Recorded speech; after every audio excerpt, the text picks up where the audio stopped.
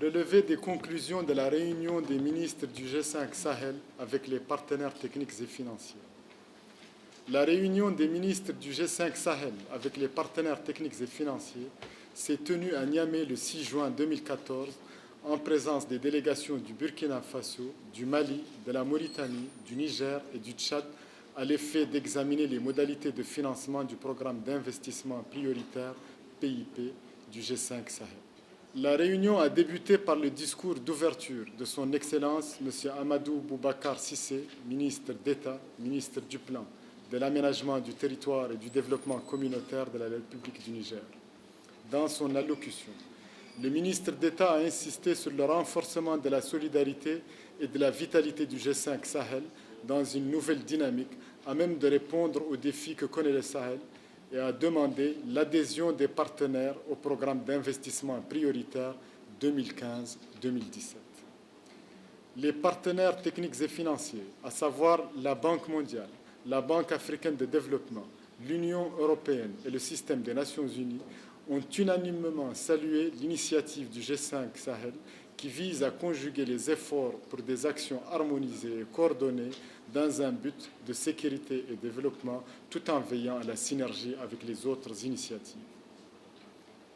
Après avoir passé en revue le PIP, les partenaires techniques et financiers ont formulé des questions et des contributions pour son amélioration. Ils ont particulièrement affirmé leur disponibilité à fournir des appuis techniques pour sa mise en cohérence et poursuivre les réflexions avec les États. Les partenaires techniques et financiers ont réaffirmé leur adhésion au processus et confirmé leurs engagements antérieurs suite à la mission conjointe de haut niveau conduite par le secrétaire général des Nations unies et comprenant la présidente de la Commission de l'Union africaine, le commissaire au développement de l'Union européenne, le président du groupe de la Banque mondiale et le président de la Banque africaine de développement qui a visité les pays du Sahel en novembre 2013.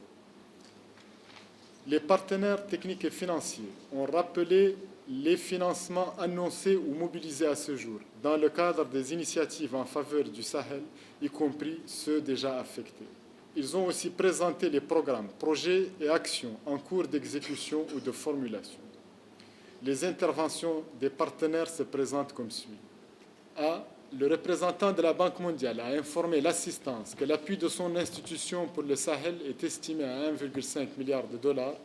Elle est articulée autour de deux axes essentiels que sont, d'une part, la réduction des vulnérabilités et le renforcement de la résilience des populations et des économies, et d'autre part, la création des opportunités et le renforcement de l'intégration. Par ailleurs, la Banque mondiale apportera un appui pour les populations déplacées internes. B. Le représentant de la BAD a confirmé l'engagement pris par le président du groupe en novembre 2013 pour un montant de 1,9 milliard de dollars concernant les stratégies pays pour l'ensemble du G5 du Sahel dans le cadre du FAD 13. Une stratégie pour le Sahel est en cours d'élaboration et elle mettra l'accent sur la résilience avec un montant de 143 millions d'unités de compte, environ 105 milliards de francs CFA pour les pays du G5 du Sahel. Cette stratégie concernera les domaines de développement des infrastructures rurales et le développement des chaînes des valeurs et des marchés régionaux. C.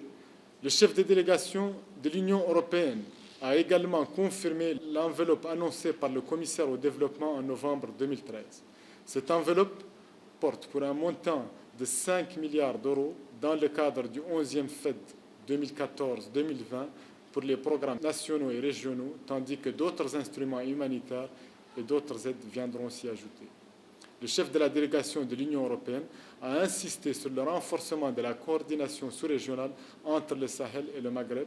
Il a approuvé le pragmatisme dans le contenu du PIP et a encouragé les États à aller dans le même sens pour les mécanismes de mise en œuvre qui seront utilisés. D.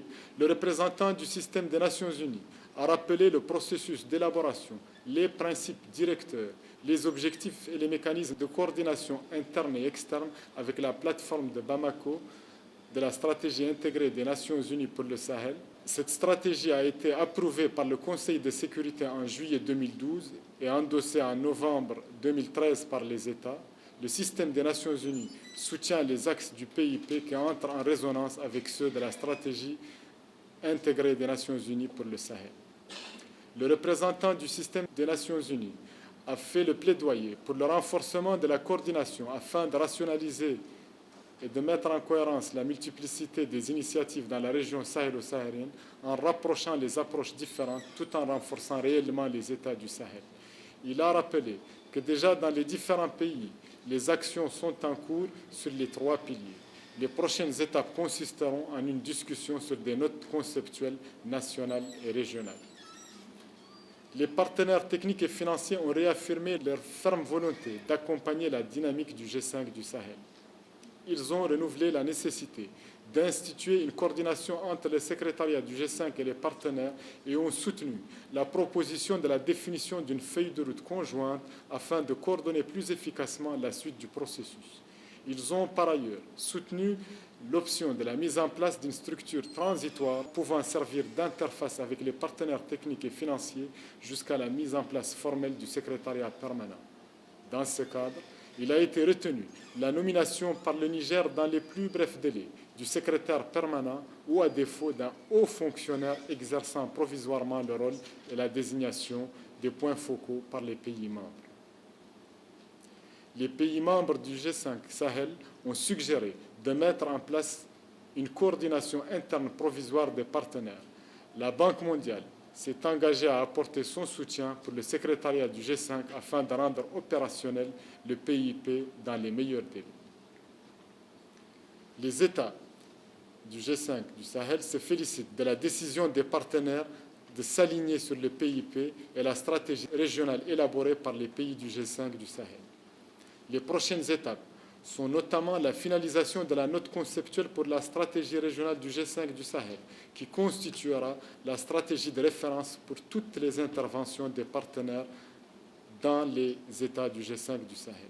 L'ensemble des partenaires seront conviés à une table ronde dont la date sera déterminée par les chefs d'État ultérieurement. Les ministres du G5 du Sahel ont remercié les partenaires techniques et financiers pour leur disponibilité à accompagner les efforts du G5 du Sahel. Les partenaires techniques et financiers remercient très sincèrement son Excellence Issoufou Mohamedou, président de la République, chef de l'État, pour son engagement personnel, le gouvernement et le peuple nigérien pour l'accueil chaleureux et les conditions de l'hospitalité témoignées à leur égard. Fait à Niamey le 6 juin 2014.